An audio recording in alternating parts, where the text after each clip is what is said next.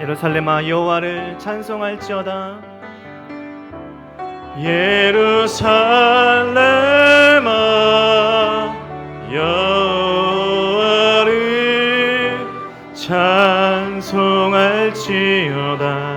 내 하나님을 감사함으로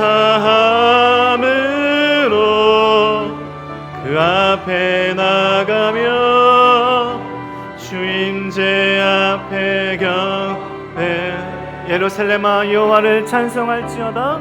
예루살렘아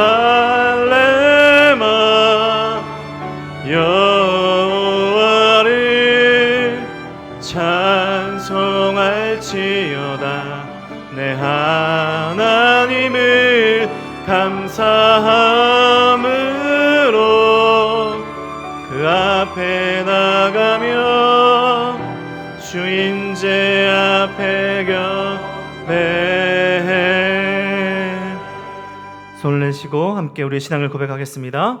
전능하사 천지를 만드신 하나님 아버지를 내가 믿사오며 그 외아들 우리 주 예수 그리스도를 믿사오니 이는 성령으로 잉태하사 동정녀 마리아에게 나시고 본디오 빌라도에게 고난을 받으사 십자가에 못 박혀 죽으시고 장사한 지 사흘 만에 죽은 자 가운데서 다시 살아나시며 하늘에 오르사 전능하신 하나님 우편에 앉아 계시다가 저리로서 산자와 죽은 자를 심판하러 오시리라. 성령을 믿사오며 거룩한 공예와 성도가 서로 교통하는 것과 죄를 사하여 주신 것과 몸이 다시 사는 것과 영원히 사는 것을 믿사옵나이다. 아멘. 우리 자리에 앉아서 찬송가 185장 함께 찬송 드리겠습니다.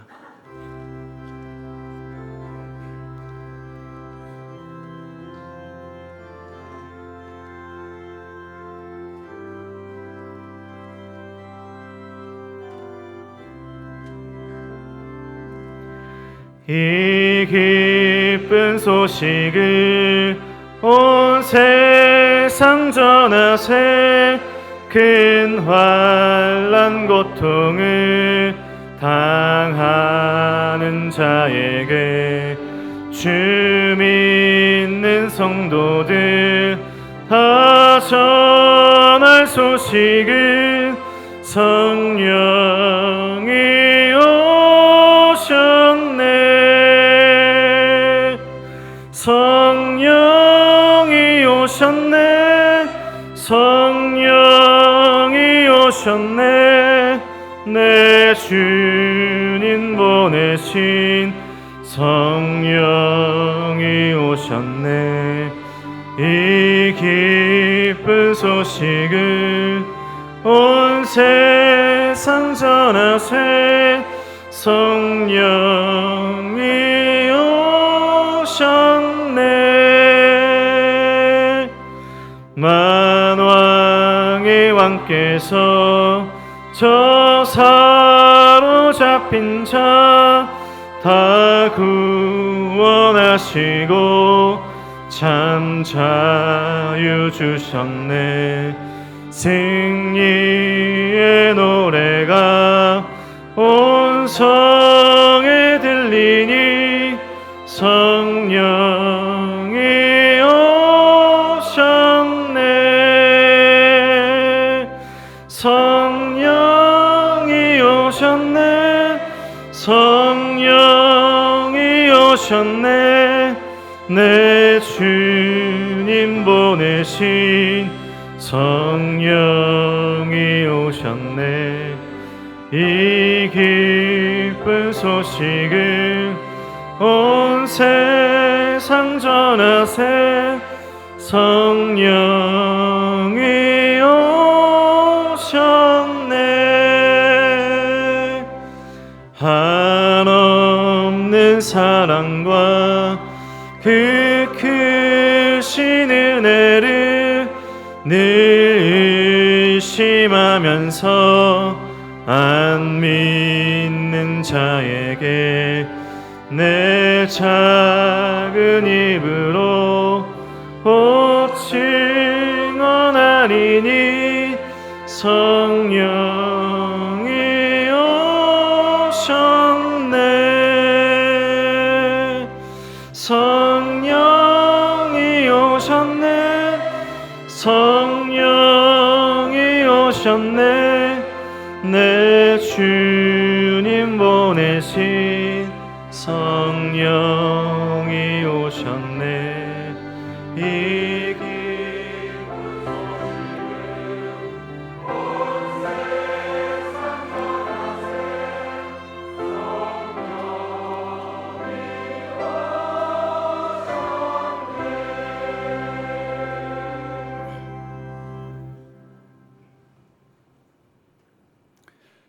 사랑의 하나님 아버지, 오늘도 저희를 너무 사랑하셔서 저희를 이곳 은혜의 동산교회로 불러주시고 머리 숙여 기도하며 하나님의 사랑을 체험하게 하시니 감사합니다.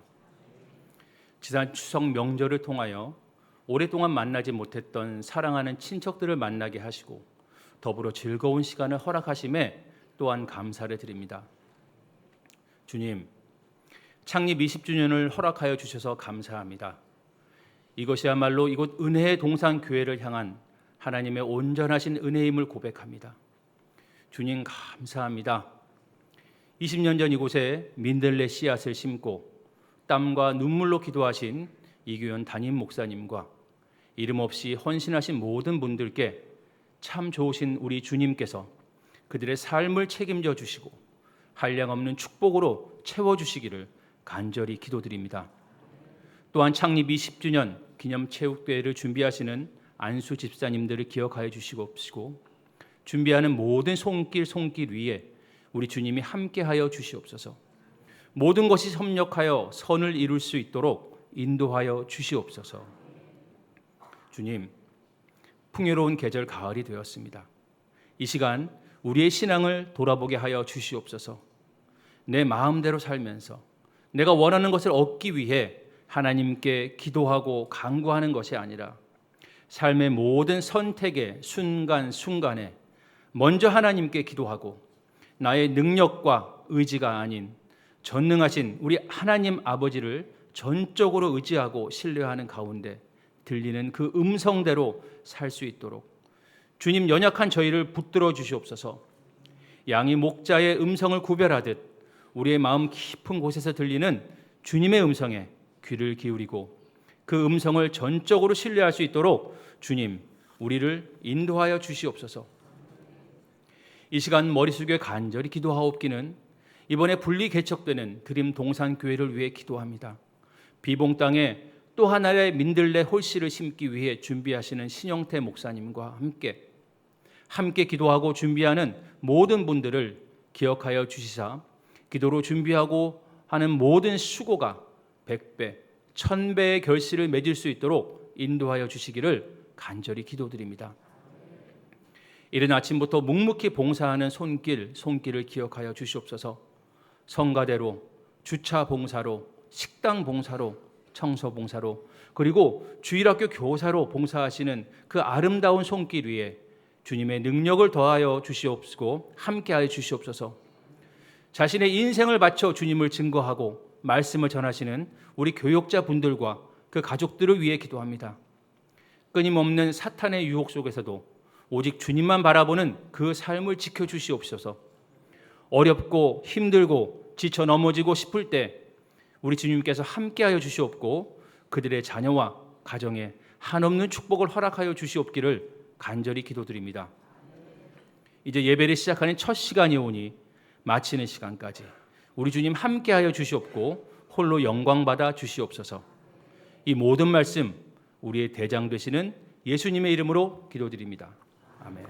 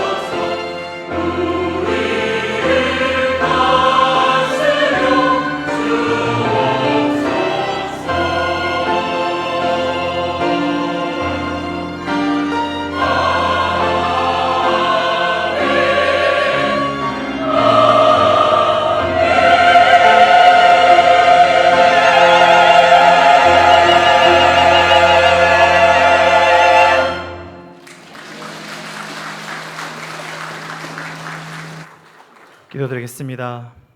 거룩하신 하나님 감사합니다. 모든 찬양과 모든 영광 하나님께 올려드립니다. 시간이 흐르고 계절이 바뀌고 이 모든 것들이 하나님의 세밀하신 은혜인 것을 바라보며 늘 감사하며 찬양하는 우리의 삶이 될 수 있도록 인도하여 주시옵소서. 감사하며 드리는 헌금을 기쁘게 받아주시고 드리는 성길마다 축복하시고 하나님 나라와 뜻을 위해 귀하게 사용되도록 축복하여 주시옵소서. 감사드리며 예수 그리스도 이름으로 기도드립니다. 아멘.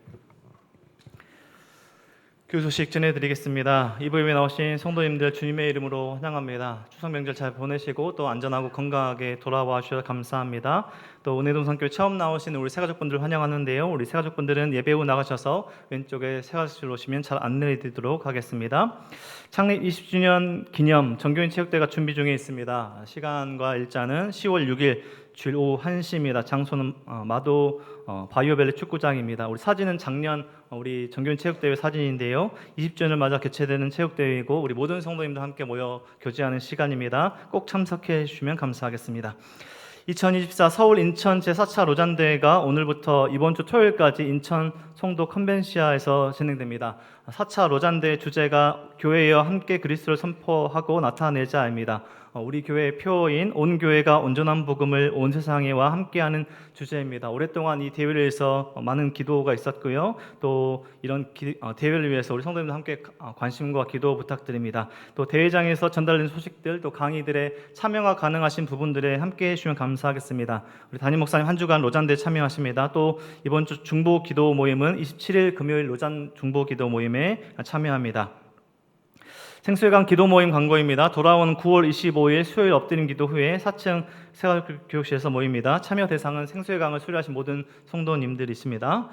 계속해서 기도하며 준비 중인 은혜동산교회 6번째 분리개척 드림동산교회 개척을 준비하고 있습니다. 다음 주일에 드림동산교회를 위해서 헌물과 헌금하는 시간을 갖는데요. 오늘 주와 함께 받으신 봉투에 헌금을 해주셔도 되고 온라인으로 들으신 분들은 성함 옆에 드라고 표기해 주시면 드림동산교회를 위해서 드리도록 하겠습니다.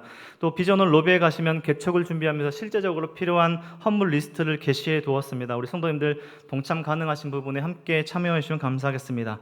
예배 장소와 인테리어를 준비 중에 있는데요. 함께 헌물과 또 헌물도 또 필요하지만 또 함께 기도로 분리개척에 함께 해주시면 감사하겠습니다. 또 분리개척에 동참하길 원하시는 성도님들은 신영태 목사님께 문의해 주시길 부탁드립니다. 늘푸른 마을 관련 광고 드립니다. 늘푸른 학교 2기 10주 과정으로 오늘부터 시작하는 일정입니다. 선착순 30명 모집하고 있습니다.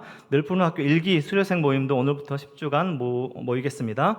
늘푸른 마을 사역 함께 하실 성김이 추가 모집하고 있습니다. 사역 시간이 10시 반부터 12시 30분까지인데요. 함께 참여하시길 원하시는 분들은 박기선 팀장님께 문의해 주시기 바랍니다. 늘푸른 선교가 11월 29일부터 12월 3일까지 4박 5일간 대만 가오슝으로 갑니다. 주제는 꿈꾸는 산막 대만 늘푸른 기도 원정대입니다. 만 70세 이상이신 분들 지원 가능하시고 선착순으로 모집 중에 있습니다. 참여와 관심 있는 분들 정은기 선교사님께 문의해 주시면 감사하겠습니다. 아기학교 지지배배 시기비 모집 중에 있습니다. 9월 30일부터 매주 월요일 진행되는데요. 생후 만 12개월부터 34개월까지 아기와 어머니 함께하는 과정입니다. 김희훈 간사님께 문의해 주시고 신청해 주시면 감사하겠습니다. 예배국에서 주일 2부, 3부 예배 안내팀 계속 모집 중에 있습니다. 김용숙 권사님께 문의해 주시기 바랍니다. 어성경 성경 일독학교 신약편 모집합니다. 9월 27일부터 금요일부터 시작하는데요.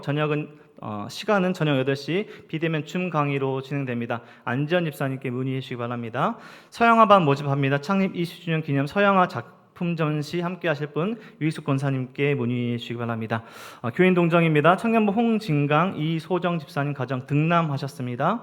이번 주 다음 주 식당 봉사는 1교구 전체입니다. 다음 주 청소 봉사는 남양마을 지구마을이고요. 이번 주 금요 중보기도 모임은 로잔 중보기도 모임에 함께합니다. 행복나온 전도팀이 화요일 오후 2시 모임방에서 모이고 있습니다.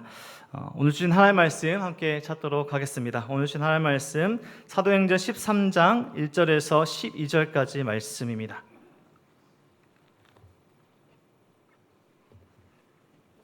사도행전 13장 1절에서 12절까지 말씀 우리 한 절씩 교독하시겠습니다. 안디옥 교회에 선지자들과 교사들이 있으니 곧 바나바와 니게르라 하는 시므온과 고레네 사람 루기오와 분봉왕 헤롯의 젖동생 마나엔과 및 사울이라.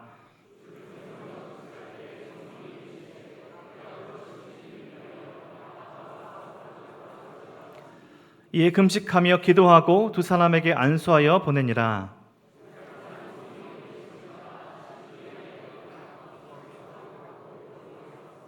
살라미에 이르러 하나님의 말씀을 유대인의 여러 회당에서 전할세 요한을 수행원으로 두었더라.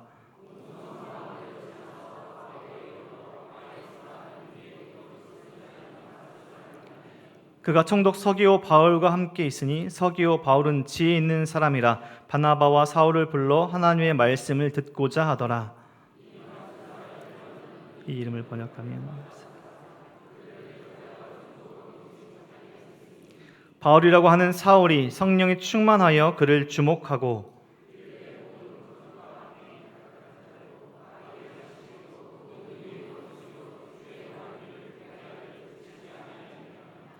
보라 이제 주의 손이 내 위에 있으니 내가 맹인이 되어 얼마 동안 해를 보지 못하리라 하니 즉시 안개와 어둠이 그를 덮어 인도할 사람을 두루 구하는지라. 이에 총독이 그렇게 된 것을 보고 믿으며 주의 가르치심을 놀랍게 여기니라. 아멘. 목사님 나오셔서 성령 행전이란 제목으로 하나님의 말씀 전해 주시겠습니다. 여러분 명절 잘 보내셨습니까? 역대급으로 무더운 추석이어서 아마 나들이 하기도 쉽지 않았을 것 같습니다. 뉴스에 보니까 그 날씨 때문인지 극장을 찾은 분이 무지 많았다 그런 얘기 봤습니다. 밖에 못 돌아다니니까 아마 극장에 가서 영화를 본 분들이 많은 것 같아요. 집에서 또 영화나 드라마를 보신 분들도 있을 겁니다. 여러분 영화 이렇게 이야기하면 떠오르는 어떤 영화가 있습니까? 옛날에 여러분이 봤던 정말 감명 깊었던 영화 떠오르는 거 있습니까? 이렇게 질문하면 어떤 장면이 떠오를 겁니다. 어떤 주연 배우가 떠오를 거고 그 사람이 남겼던 아주 유명한 대사 한마디 정도 떠오를 겁니다. 내 안에 너 있다 이런 거 맞아 내가 감명 깊게 봤는데 이런 거 생각날 겁니다. 또 주연은 아니지만 조연 옆에서 정말 연기를 잘했던 조연을 떠올리는 분도 있고요. 어떤 분들은 조연도 아니고 단역 잠깐 나왔다가 들어가는데 대사가 강력해가지고 지금도 유행되는 그런 대사들이 있어요. 너가 아버지 뭐 하시노 이런 거는 그분 잠깐 나왔는데 요즘도 굉장히 유행하는 대사인 것 같습니다. 근데 여러분 이거 아십니까? 그 영화 전체를 끌고 가는 사람은 사실 영화에 안 나옵니다. 그 사람 바로 감독입니다. 감독은 영화 처음부터 끝까지 다 봐도 그림자도 안 보입니다. 그런데 실제로는 이 감독이 이 영화 전체를 끌고 갑니다. 어떻게 연기를 해라, 팔을 더 높이 들어라, 눈을 더 크게 뜨고 목소리를 크게 해라, 부터 카메라 각도를 밑에서부터 위로 해라, 위에서 아래로 해라. 이때 음악이 나오고 전체를 다 총지휘하는 사람은 영화 감독입니다. 우리가 사도행전을 읽다 보면 그게 주연, 조연 또 단역들이 많이 등장합니다. 베드로, 또 바울 이런 사람들 주연이겠죠. 그다음 스데반, 바나바 이런 사람들이 조연으로 등장합니다. 잠깐 이름만 나왔다가 없어지는 사람들, 또 이름도 모르는 무명의 사람들 얘기도 잠깐씩 나옵니다. 그런데 여러분 아시죠? 이 사도행전 전체를 끌고 가는 진짜 주역은 감독이신 성령님이십니다. 그래서 많은 사람들이 사도행전을 성령행전이라고도 부릅니다. 왜냐하면 성령께서 이 사도행전 전체를 끌고 가시기 때문에 그렇습니다. 여러분이 잘 아시는 사도행전 1장 8절에 보면 오직 성령이 너에게 임하시면 너희가 권능을 받고 예루살렘과 온 유대와 사마리아 땅 끝까지 이르러 내 증인이 되리라. 이 말씀을 어떤 분들은 성령이 일단 임하고 성령 받은 다음에 이제 쫙 나가나 보다. 사실은 성령이 그때 한번 임한 그 사건으로 끝난 게 아니라 성령이 임하신 이후 그때부터 계속해서 성령이 이들을 이끌고 가신다는 것이 사도행전의 주요한 내용입니다. 오늘 본문을 보면 그동안 준비하고 있던 세계 선교가 드디어 시작되는 것을 볼 수 있습니다. 그동안 이 세계 선교라는 비행기가 날아오르기 위해서 활주로를 계속 달려서 탄력을 받았습니다. 바울이라고 하는 전도자를 준비하셨고, 그 다음에 고넬료 가정이 회심하는 걸 통해서 이방인에게도 복음 전해야 된다라는 것을 모두가 공감하게 되었고, 그 다음에 안디옥 교회라고 하는 선교의 전진 기지를 준비했습니다. 이제 다 준비됐습니다. 활주로를 달리던 이 세계 선교라는 비행기가 드디어 이제 창공을 향해 날아오르기 시작합니다. 그게 오늘 본문입니다. 오늘 본문부터 드디어 본격적인 세계 선교가 시작되는 것입니다. 그런데 오늘 우리가 읽은 이 짧은 본문 안에 성령이라고 하는 단어가 3번이나 등장합니다. 이 성령이 겉으로는 잘 안 보이는 것 같지만 사실 이 세계 선교를 주도하고 있다는 걸 보여주고 있습니다. 성령이 어떻게 역사하셨을까요?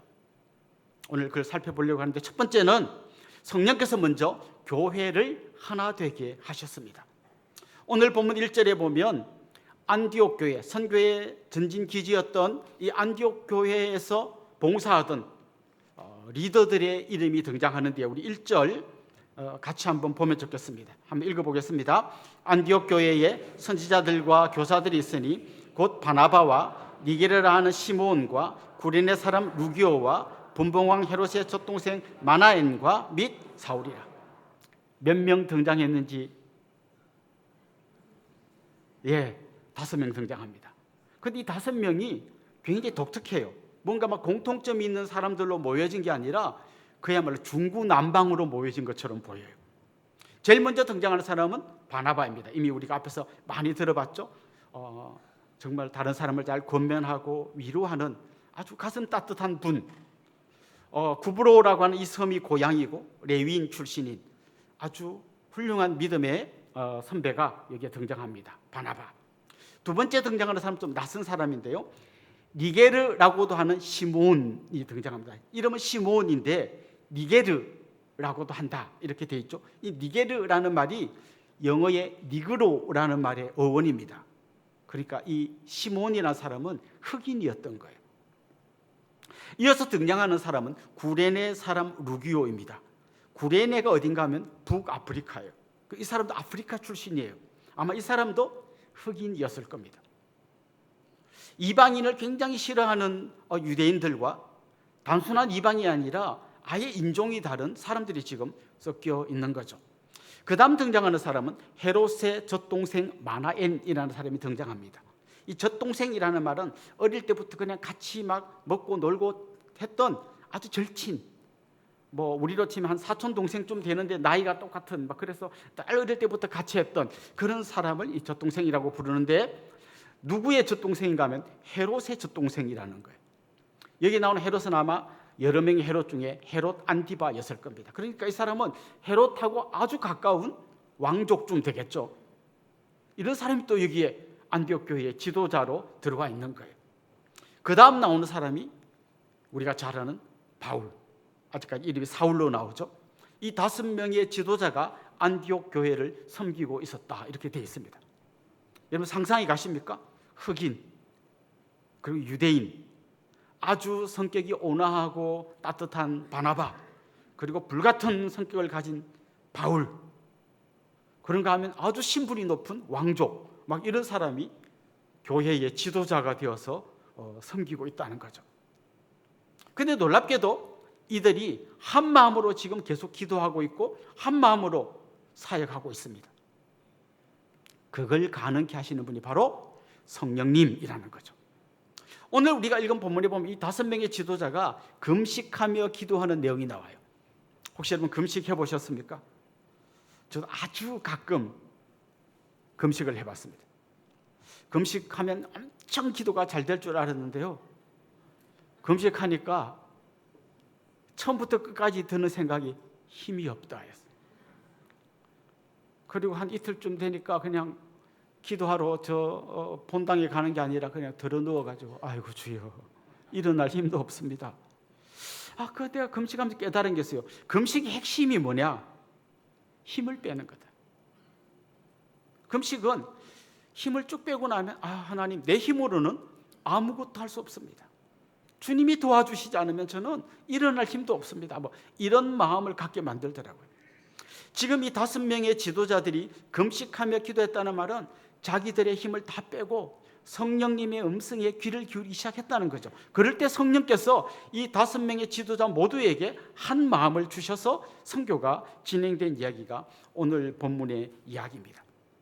성령은 아주 다른 사람들을 하나 되게 만드는 놀라운 능력을 갖고 있습니다. 예수님이 12제자도 한번 보십시오. 진짜 제각각입니다. 고기 잡는 어부들, 또 성격이 급한 베드로, 의심 많은 도마, 그 다음에 로마 사람들의 딸랑이 역할을 하던 세리 출신의 마태, 그런가 하면 로마 사람만 보면 죽이겠다고 칼을 품고 다니던 열혈당원, 열심당원 시몬, 이런 사람이 예수님 12제자로 모여 있습니다. 그런데 놀랍게 이들이 하나 되어 예수님 떠난 이후에 사역할 수 있었던 비결이 뭐냐? 성령의 놀라운 임재를 경험한 다음에 이들이 하나 될 수 있었던 것입니다. 여러분, 세상 사람들이 어떤 공동체를 하나로 만들기 위해서 어떤 방법을 쓰시는지 아십니까? 제일 많이 쓰는 방법이요, 제복을 입히는 거예요. 우리 80년대, 70년대 이럴 때 청소년기나 청년기를 보낸 분들은 경험해 보셨을 겁니다. 똑같은 교복, 똑같은 군복, 똑같은 군복을 입고 여러분 똑같은 팔 각도를 흔들면서 쫙쫙 걸어가는 이 장면, 그리고 우로바다면 청상 딱 할 때 이 각도, 그때 사람들은 와, 우리가 하나 됐다고 느끼는 거예요. 이게 사실 완벽하게 껍데기가 하나 된 거예요. 또 사람들을 하나 되게 만들기 위해서 정치 지도자들이 많이 쓰는 방식이 있어요. 어떤 적을 하나 만드는 거죠. 히틀러 같은 사람들이 유대인이 우리의 적이다 이렇게 만들어갖고 유대인 죽일 놈 하고 유대인의 나쁜 점을 계속 말하고 유대인을 막 같이 죽일 때 그 독일 사람들이 전부 다 그 한마음이 돼서 공통의 적을 향해 막 저주를 퍼붓다 보니까 그들이 히틀러라고 하는 독재자와 하나가 되는 정말 엄청난 그리고 불행한 하나됨을 우리가 보기도 했습니다. 그런가 하면 어떤 같은 공통점, 같은 고향 출신, 뭐 같은 성씨, 아니면 같은 학교 출신, 이런 사람들 뭔가 같은 공통점을 가지고 하나 되게 하려고 합니다. 그런데 하나님은 전혀 다른 방식으로 우리를 하나 되게 하십니다. 그냥 여러 다양한 사람들이 모였지만 한 성령을 경험할 때 그 공동체가 하나 된다는 것입니다. 그래서 에베소서 4장 3절에 보면 이렇게 말씀하십니다. 평안에 매는 줄로, 그 다음부터 같이 읽어봅시다. 성령이 하나 되게 하신 것을 힘써 지키라. 성령이 우리를 하나 되게 하십니다. 그럼 우리가 할 일은 뭔가 하면 성령이 하나 되게 하신 이거를 안 깨트리고 계속 힘써 지키라는 거예요. 그럼 거꾸로 이야기하면 하나 되게 하신 걸 깨트리는 거는 성령을 거역하는 거예요. 그래서 성령이 우리를 하나 되게 하실 때 우리는 그걸 힘써 지키는데, 그러려면 힘을 빼고 성령의 음성에 귀를 기울여야 하는 거죠. 저는 우리가 교회의 하나됨, 뭐 우리 나라의 하나됨, 이런 거창한 구호를 외치기 전에 제일 먼저는요, 함께 사는 부부가 하나 되면 좋겠어요. 요즘 약간 유행어처럼 제가 여러 사람 통해서 들었는데요, 우리 부부는 로또입니다. 저는 그게 무슨 대박 났다 이 말인 줄 알았어요. 그 나중에 이제 알고 보니까 안 맞아요. 평생 한 번도 안 맞아요. 이게 이제 우리 부부가 로또입니다라는 말이 진짜 뜻이더라고요. 여러분, 진짜 안 맞는 건 너무 당연한 거 아닙니까? 진짜 한 20, 30년 전혀 다른 배경에서 자란 사람, 화성에서 온 남자, 금성에서 온 여자라고 말할 만큼 남자와 여자의 엄청난 차이, 그리고 기질의 차이, 뭐 온갖 다른 차이들을 가진 사람이 만났는데, 피 한 방울도 안 섞인 사람이 만났는데 하나 된다는 건 기적 아닙니까? 근데 그 기적을 가능케 하시는 분이 성령님이에요. 에베소서 5장에 보면 남편과 아내에게 권면합니다. 아내들이요, 남편에게 복종하고 남편을 존경하세요. 남편들이요, 예수님께서 교회를 위해서 자기 생명을 내주신 것처럼 여러분 생명을 내주는 정도까지 아내를 사랑하십시오. 전부 다 아이고 좋은 말이긴 한데 이게 되기나 할 소린가 이렇게 생각합니다. 그런데 이 말씀 앞에 어떤 말씀이 나오나 하면요, 에베소서 5장 18절에 아주 유명한 말씀이 나오는데, 술 취하지 말고 성령으로 충만함을 받으라 라고 이야기하고, 성령 충만 받으면 어떤 일이 일어나는가 하면 여러 가지 일이 일어나는데 그 중에 하나가 부부가 피차 복종하게 되고, 아버지와 자녀가 피차 복종하게 되고, 주인과 노예가 피차 복종하게 되는 놀라운 기적이 일어난다는 거예요. 절대 하나 될 수 없는 부부가 하나 될 수 있는 비결은 뭐냐? 내 힘을 빼고 성령님의 음성에 귀 기울이고 순종하기 시작할 때 진짜 로또 같은 부부가 너무나 아름다운 부부가 되고 아름다운 가정을 이루고 작은 천국을 만들어낼 수 있다는 거죠. 오늘 이 말씀을 귀로만 듣지 말고 집에 가서 실천할 수 있는 여러분이 되기를 간절히 소망합니다. 아멘 하신 분 가정이 작은 천국이 될 줄로 믿습니다. 끝까지 좋은 말이지만 나는 안 한다. 뭐 어쩔 수 없어요. 그럼 지옥같이 살아야지 어쩌겠어. 저 교회도 마찬가지라고 생각해요. 얼마나 다양한 사람이 모였습니까? 전국 팔도, 뭐 외국에서 오신 분, 북한에서 오신 분 다 모여 있어요. 남자가 있고 여자가 있습니다. 성격이 급한 사람이 있고 좀 천천히 가는 분이 있습니다. 체계적인 분이 있고 비체계적인 분이 있습니다. 생각나면 벌써 행동부터 하는 분이 있고 다 계획표 짜야 시작할 수 있는 분이 있습니다. 너무 달라요. 그러나 성령께서 우리 모두에게 역사하실 때 우리는 한 성령을 받았기 때문에 그 성령님의 감독이신 성령님의 지휘를 받다 보면 우리 모두가 하나를 이룰 수 있다는 것이죠. 두 번째로 성령님이 하신 일은 무엇인가? 선교사로 부르셨다라는 것입니다. 오늘 보면 2절에 보면 이런 말씀이 나옵니다. 주를 섬겨 금식할 때에 성령이 이르시되 내가 불러시키는 일을 위하여 바나바와 사울을 따로 세우라 하시니. 여기 보면 이런 표현이 나오죠. 내가 불러시키는 일을 위하여 바나바와 사울을 따로 세우라.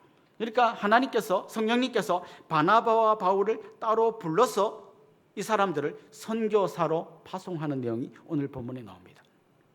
이렇게 불렀다라는 말을 우리가 교회에서 자주 쓰는 말로 바꾸면 소명입니다.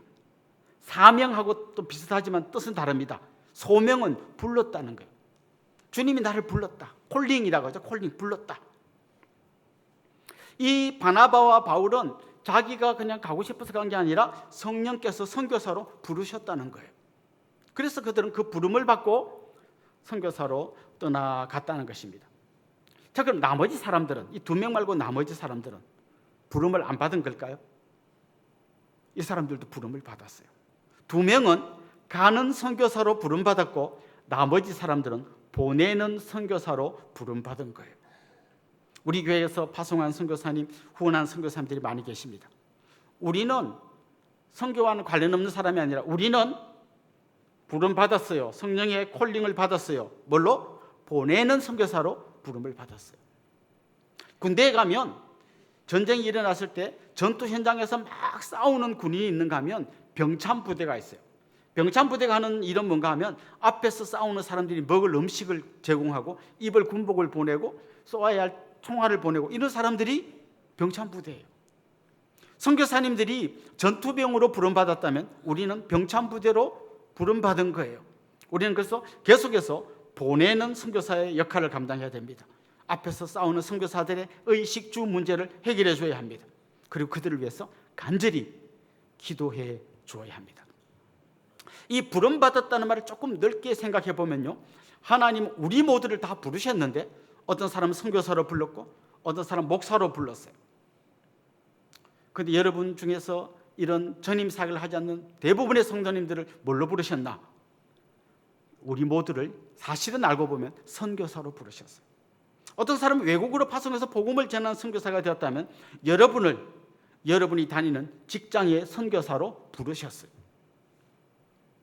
그래서 여러분은 직장에 갈 때 그냥 돈 좀 더 주면 좋아하고 뭐 힘든 일 시키면 짜증내는 그런 평범한 사람이 아니라 선교사로 간 거예요. 선교사로 간 사람의 기본 자세는 내가 고생을 좀 하더라도 복음을 전해야겠다라는 마음을 갖고 있는 거죠.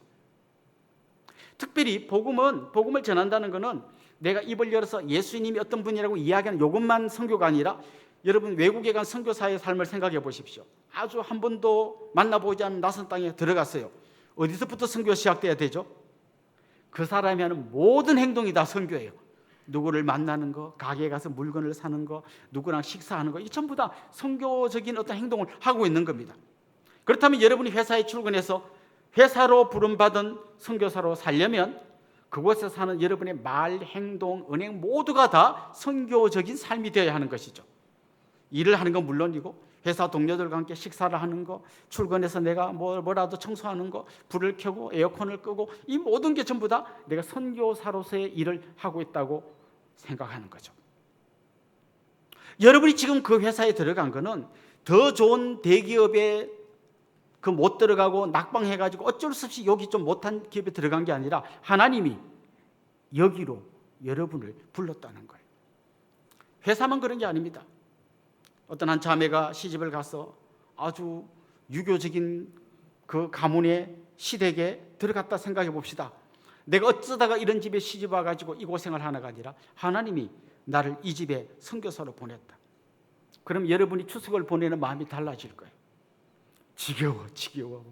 언제 내가 이걸 끝내나 막 이런 게 아니라 하나님 이번 추석에도 내가 선교적 삶을 살게 해주시고 이 사명 감당하게 해주십시오. 그러면 여러분이 전 하나를 붙여도 자세가 달라지게 된다는 거죠.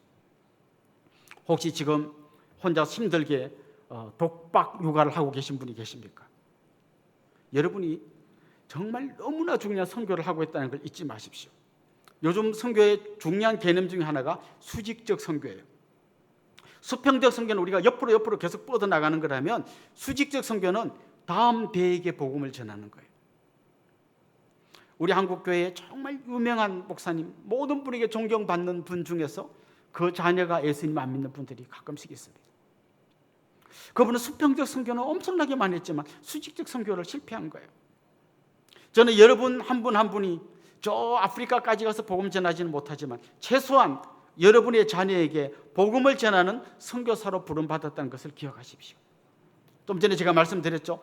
선교사의 모든 말과 행동이 다 선교적인 거라면 여러분이 여러분의 자녀에게 말하고 행동할 때 선교사답지 않은 말과 행동을 해서는 안 될 겁니다.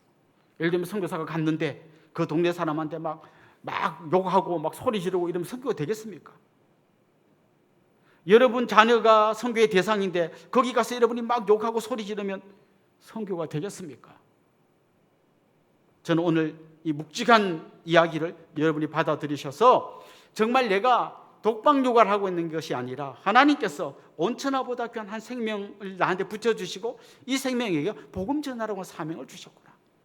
그런 마음으로 이 자녀를 위해서 기도하고 섬기면 좋겠어요. 모세의 부모가 그 힘든 와중에 어린 모세를 그 어릴 때 키우지 않았습니까?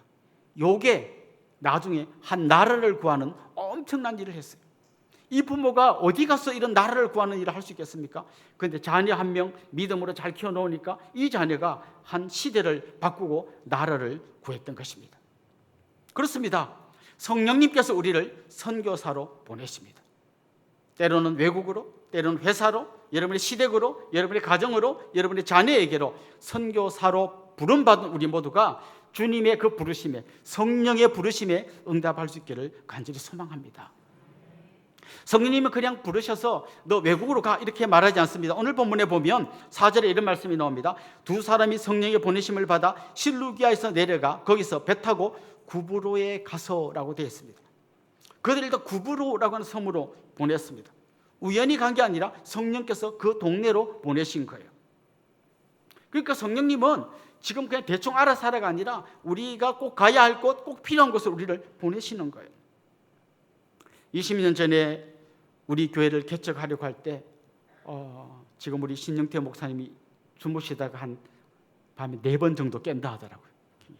걱정되고 막 그러니까 저는 더 했죠. 뭐 저는 그 당시에도 개척을 이렇게 분리 개척하는 사례가 별로 없었기 때문에 잘해야 되는데 어떻게 해야 될까?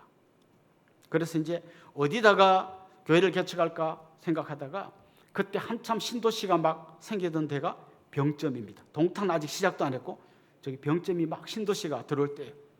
그래서 그곳에 이제 가보니까 막 이삿짐 차가 막 계속 들어오고 아파트가 막 사방에 있었는데 여기다 딱 생각을 했어요. 그리고 이제 한번 교회를 세울 만한 어떤 상가가 있나 이렇게 찾다 보니까 웬만한 상가에 교회가 막 다 하나씩 들어와 있더라고요. 제 마음속에 이런 마음이 생겼어요. 이렇게 교회가 많이 있는데 굳이 나까지 여기를 와야 되나?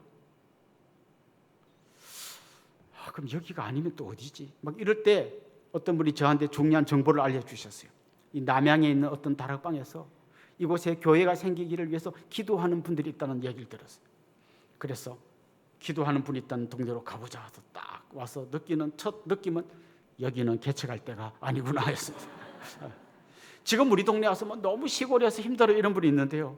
20년 전하고는 굉장히 달라졌습니다. 아무것도 없는 거죠. 다 논밭이고 뭐 그냥 집들도 조그만 것밖에 없고 심지어 상가를 빌리려고 해도 빌릴 상가도 없어요. 한 30명, 50명 들어갈 만한 상가도 없어요. 다 10명, 20명 들어갈 정도밖에 안 되고 그나마 교회한테는 빌려주려고도 하지 않습니다. 여기는 아니야. 여기는 개척할 때가 아니야. 그리고 먼저 개척한 선배들한테 물어보면 절대 그런 데서 하면 안 된다는 거예요. 하나님께 기도했는데 두 가지가 헷갈리는 거예요. 개척이 될 만한 데는 교회가 있고 교회가 필요한 데는 개척이 안 될 것 같아. 그래서 계속 기도하는 중에 진짜 성령께서 제 마음속에 계속해서 주시는 말씀이 있었어요. 왜 거기가 아니라고 생각하냐? 제가 정직하게 그 질문에 대답해 보니까 답은 한 가지. 그 동네 가면 큰 교회를 할 수 없기 때문에 내가 안 된다고 생각하는 거죠. 10명이면 어떻고 20명이 어떻고 주님이 필요한 곳에 가려면 가야 된다 딱 생각하면 고민할 것도 없어요. 그래서 마침내 여기다. 그래서 이곳으로 오게 되었습니다. 성령께서는 막연하게 개척을 명하시는 게 아니라 꼭 필요한 곳까지 우리 마음에 허락하시고 그곳으로 우리를 이끌어 가시는 분이십니다. 마지막으로 성령께서 하신 이야기가 오늘 본문에 나오는데요. 성령님 보내는 걸로 끝나는 게 아니라 같이 가셔서 끝까지 함께 하신다는 거예요. 바울 일행이 구브로에 들어가 보니까 그곳에 서기오 바울이라고 하는 총독이 있었습니다. 이 총독이 이 어떤 영적인 갈급함이 있어가지고 바울 소문을 듣고 그를 불러서 말씀을 듣는 거예요. 그런데 이 서기오 바울 옆에 웬 마술사 하나가 붙어 있습니다. 우리나라 정치인들도 보면요, 이렇게 막 정말 미국에서 무슨 박사학위를 받고 대단한 학벌을 가진 사람들 중에 정치하는 분들이 많은데 희한하게 중요한 선거를 앞두면 점쟁이를 찾아가더라고요. 물어보는 거예요. 내가 왕이 될 상인가? 이렇게 물어보는 거죠. 이렇게. 계속 그런 데 쫓아다니는 것처럼 아마 이 서기오 바울도 자기 옆에 이 마술사 하나를 붙여두었던 것 같아요. 그런데 바울이 복음 전하려고 하니까 그 옆에 붙어있던 마술사 이름이 바예수입니다. 이런 바라는 말이 붙은 이름이 성경에 가끔씩 나와요. 바디메오. 이 바가 무슨 뜻인가 하면 누구의 아들이란 뜻입니다. 바디메오는 뭔가 하면 디메오의 아들이란 뜻이에요. 그 바예수는 예수의 아들이라는 게 이름이 정말 대단합니다. 예수의 아들이라고 하는데 이름하고는 달리 이 사람이 바울이 볼 때 완전 마귀의 종로로 타는 사람이에요. 이 사람 옆에서 서기오 바울이 복음의 문을, 마음의 문을 열고 막 귀를 기울이려고 할 때 계속 방해를 놓는 거예요. 그도 그럴 것이 이 사람은 이 총독 옆에 붙어가지고 뭔가 막 점치는 것처럼 말을 해주고 이 사람으로부터 굉장히 도움을 많이 받고 뭔가 힘을 쓰고 있을 텐데 만약에 예수 믿게 되면 자기 모가지 날아가는 거예요. 그러니까 막 죽기 살기로 방해를 하는 것이죠. 지금 그는 단순하게 방해 놓는 게 아니라 마귀의 종노릇을 하고 있는 겁니다. 그런데 오늘 본문 9절에 보면 이런 말씀이 나와요. 바울이라고 하는 사울이 성령이 충만하여 그를 주목하고. 자, 지금 사실 여기는 복음을 전하는 사람과 방해하는 사람의 어떤 눈에 보이지 않는 으르렁거림이 있는 것처럼 보이지만 사실은 성령에 충만한 바울과 악령에 충만한 바예수가 충돌하고 있는 거예요. 다시 말하면 이건 바울과 마귀와의 싸움이 아니라 바울과 함께하는 성령과 마귀와의 전쟁인 거예요. 여러분이 선교 현장에 나가서 복음을 전할 때 방해가 있고 막 마귀의 어떤 여러 가지 역사가 있을 때 나같이 힘없는 사람 갖고는 안 되겠다. 아니에요. 여러분 혼자 가신 게 아니라 성령과 함께 가셨다는 것을 기억해야 해요. 그때 나는 평범한 한 아줌마가 아니라 성령의 능력에 사로잡힌 놀라운 사람이 되는 거예요. 그래서 바울은 성령 충만하여 이 악령 충만한 바예수, 다른 별명 엘루마라고 하는 이 사람과 이제 영적인 전쟁을 벌입니다. 그리고 그가 단순한 방해꾼이 아니라 악한 사람이고 거짓말하는 사람이고 마귀의 자식이라는 것을 폭로합니다. 그리고 11절에 보면 이런 말씀이 나옵니다. 보라, 이제 주의 손이 내 위에 있으니 내가 맹인이 되어 얼마 동안 해를 보지 못하리라 하니 즉시 안개와 어둠이 그를 덮어 인도할 사람을 두루 구하는지라. 바울이 이 말을 하자 이 사람 눈이 어두워졌습니다. 여러분 어디서 좀 본 것 같은 그림 아닙니까? 사실 바울 자신이 이런 걸 겪었잖아요. 예수님 방해하고 예수님에게 대들다가 강력한 빛을 본 다음에 그가 어떤 걸 경험했습니까? 눈이 멀어버렸잖아요.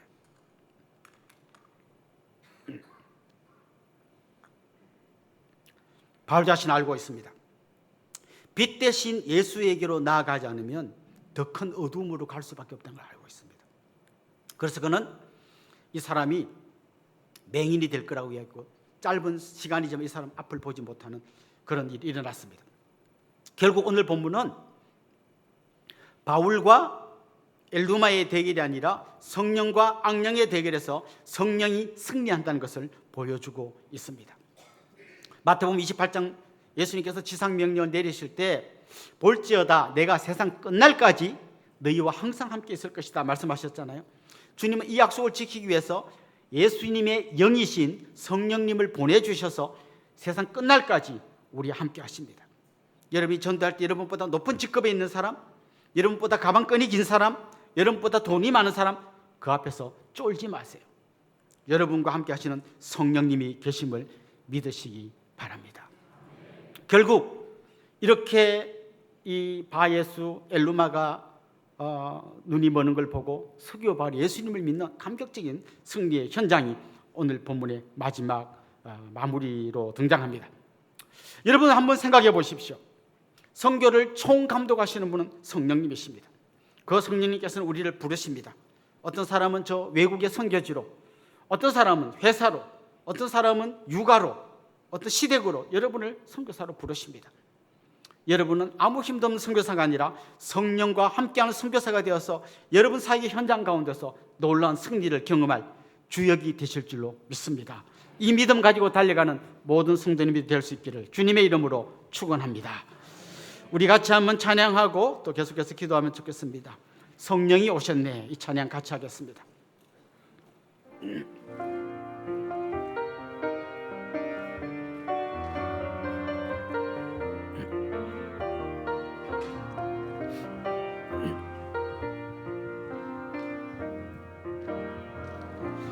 무한 시절 지날 때 깊은 한숨 내쉴 때 그런 풍경 보시며 단식하는 분인데 그와 같이 너희는 버려두지 않으리 내가 너희와 영원히 함께하리라. 성령이 오셨네, 성령이 오셨네, 성령이 오셨네, 내 주에 보내신 성령이 오셨네. 우리 인생 가운데 친히 찾아오셔서 그 나라 꿈꾸게 하시네. 억눌린 자, 갇힌 자, 억눌린 자, 갇힌 자, 자유함이 없는 자, 피난처가 되시니 성령님 되시네. 주의 영이 계신 곳에 참 자유가 있다네. 진리의 영이신 성령이 오셨네. 성령이 오셨네, 성령이 오셨네, 내 주에 보내신 성령이 오셨네. 우리 인생 가운데 친히 찾아오셔서 그 나라 한 번 더 고백합시다. 성령이 오셨네, 성령이 오셨네, 성령이 오셨네, 내 주에 보내신 성령이 오셨네. 우리 인생 가운데 친히 찾아오셔서 그 나라 꿈꾸게 하시네. 우리 말씀을 생각하면서 같이 기도합시다. 우리를 하나 되게 하신 성령님께서 우리를 선교의 현장으로 부르십니다. 수많은 방해가 있지만 성령께서 우리와 함께 하시기에 담대히 나아갈 수 있고 승리할 수 있습니다. 기도합시다. 주님, 성령의 음성에 귀 기울이게 하시고 우리를 부르신 부르심에 순종하면서 가정과 교회, 직장에서 승리의 삶을 살게 하옵소서. 아멘. 특별히 우리가 파송한 김종윤 선교사님, 정영기 선교사님 가정 위해서 기도합시다. 또 여러분 다락방에 소원하고 있는 선교사님들을 위해서 같이 기도하면 좋겠습니다. 우리 한번 합심해서 통성으로 기도하겠습니다. 하나님 아버지, 우리를 우리 삶의 현장 가운데로 선교사가 되어서 사역하도록 부르신 줄로 믿습니다. 하나님, 우리가 주님의 부르심에 귀 기울이게 하여 주옵시고 성령께서 우리 함께 하시며 우리를 통하여 놀라운 주님이 일하신 것을 믿음으로 고백하며 나아가게 하여 주옵소서. 하나님, 직장에서 일할 때에, 가정에서 또 하나님 시대에 어린 생명들을 양육하면서 정말 우리를 부르신 그 주님의 성령의 부르심에 응답하면서 우리에게 맡기신 성교적 사명을 감당할 수 있도록 주님 도와주시옵소서. 성령께서 우리 함께 하실 때 우리의 연약함에도 불구하고 반드시 승리하게 될 줄로 믿습니다. 이 믿음 가지고 달려가오니 하나님 아버지, 우리와 함께 하여 주시옵소서. 주님 기도합니다. 우리가 파송한 김종민 선교사님 가정, 정영희 선교사님 가정, 우리가 원하는 많은 선교사님들 가정마다 하나님 함께하여 주시고 그들의 땀과 눈물을 통하여 하나님 그 땅 가운데 놀라운 승리의 역사, 승리의 역사가 일어날 수 있도록 주님 도와주시옵소서. 한 번 더 기도하겠습니다. 내일부터 일주일간 송도에서 로잔 대회가 열립니다. 세계 각국에서 5천여 명의 선교사, 목회자, 학자들이 모여서 이 대회를 진행할 텐데 주님께서 함께 하셔서 이 혼란한 시대에 우리가 어떻게 나아가야 할지 그 길을 밝히 보는 대회가 될 수 있도록 기도하면 좋겠고요. 온 교회가 온전한 복음을 온 세상에 전하는 계기가 되게 해 주십시오. 특별히 이번 대회를 유치한 한국교회가 이번 대회를 계기로 다시 한번 부흥의 은혜를 경험하게 해 주십시오. 우리 이런 제목으로 한 번 더 합심해서 통성으로 기도하겠습니다. 하나님 아버지, 이제 내일부터 로잔 대회가 송도에서 열립니다. 하나님 아버지, 세계 각국에서 오셨네. 성령이 선교사님과 오셨네. 목회자들과 과학자들이 모여서 같이 대회를 진행하려 합니다. 하나님, 성령께서 함께하여 주시옵소서. 이 혼란한 시대에 우리가 어떻게 주님의 말씀에 순종하며 나아갈지 바른 길을 찾는 양태기가 되게 하여 주시옵소서. 하나님, 그러나 온 교회가 온전한 복음을 온 세상에 전하는 교회가 될 수 있도록 도와주시옵소서. 특별히 하나님, 이들을 찾는 한국교회가 주님의 은혜를 힘입어서 더욱더 부흥하는 교회가 될 수 있도록 하나님께서 은혜 위에 은혜를 더하여 주옵소서. 하나님, 참여한 모든 사람의 안전과 건강을 지켜주시고 하나님, 마귀의 방해가 없도록 눈동자같이 지켜주시옵소서. 하나님, 이번 기회를 통하여 우리 한국교회 안에 다시 한번 성령의 놀라운 바람이 불게 하여 주시고 회복 역사, 부흥의 역사, 살린 역사가 일어날 수 있도록 주님 도와주시고 함께하여 주시고 역사하여 주시옵소서. 하나님 아버지, 선교사님들을 저 외국으로 보내신 것처럼 우리 삶의 현장에 선교사로 보내신 줄 믿습니다. 우리가 다니는 회사에서, 가정에서, 시댁에서 또 이웃들 가운데서 선교적 삶을 살게 하여 주시고 우리의 말과 행실, 우리가 전하는 복음을 통하여 수많은 영혼들이 주님께로 돌아오는 역사가 있게 하여 주옵소서. 특별히 내일부터 진행되는 로잔 대회에 주님 함께하여 주셔서 온 교회가 온전한 복음을 온 세상에 전하는 아름다운 계기가 되게 하여 주옵시고 우리 한국교회에 다시 한번 부흥의 역사가 일어날 수 있도록 은혜를 부어 주시옵소서. 예수님의 이름으로 기도드리옵나이다. 아멘.